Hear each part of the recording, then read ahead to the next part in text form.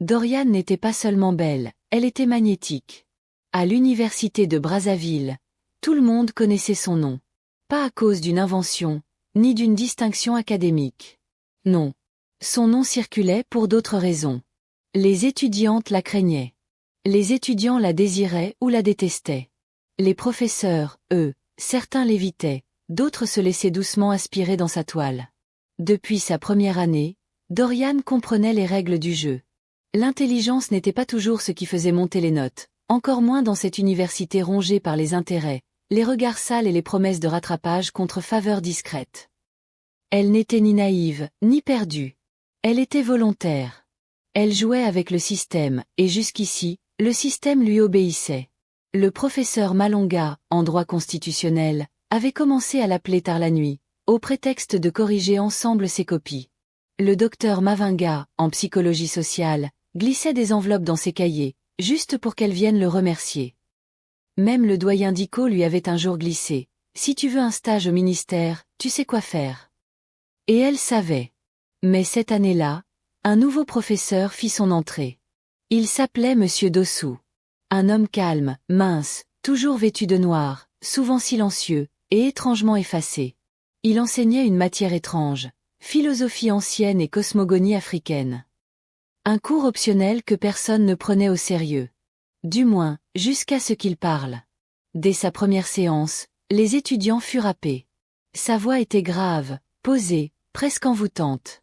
Il racontait des choses qu'on n'entendait jamais dans les amphis, les secrets des masques, les pactes des anciens, les noms qu'on ne doit pas prononcer. Il parlait de mondes parallèles, d'esprits piégés dans des objets, de mots qui tuent. Et Dorian, comme à son habitude, décida qu'elle allait le gérer lui aussi. Elle s'habillait plus court, s'asseyait au premier rang, croisait ses jambes lentement, forçait des rires. Rien. Monsieur Dossou ne réagissait pas. Pas un sourire, pas un regard déplacé. Il lui parlait comme à une âme. Pas comme à une étudiante.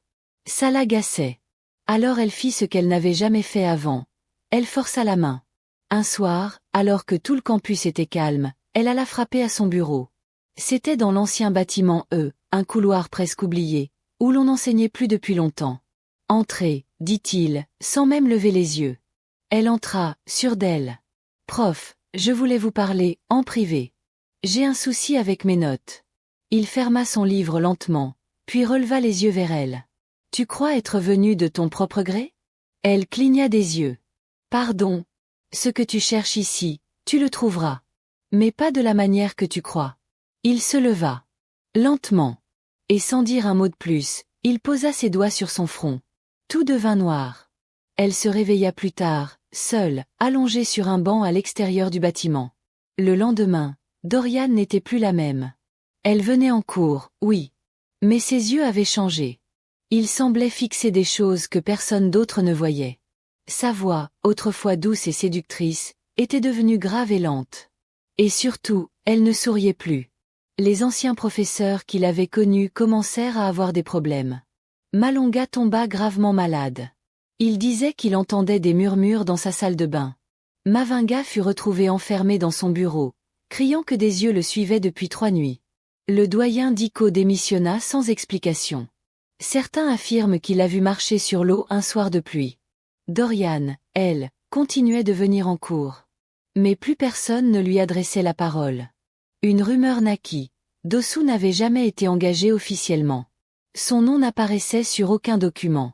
Les autres enseignants disaient ne l'avoir jamais vu en salle des profs. Même le recteur disait ne pas se souvenir d'avoir signé son contrat. Un groupe d'étudiants retourna au bâtiment 1. Le bureau, vide. Poussiéreux. Comme abandonné depuis des années. Depuis, plus personne ne parle à Dorian. Pas par peur d'elle. Mais parce qu'à chaque fois qu'on prononce son nom, les lampes vacillent. Et certains disent que dans les rêves, elle vient vous poser une question. Tu veux réussir? Tu es prêt à payer comment? Depuis l'incident avec Monsieur Dossou, Dorian n'était plus une simple étudiante. Elle n'était même plus vraiment humaine.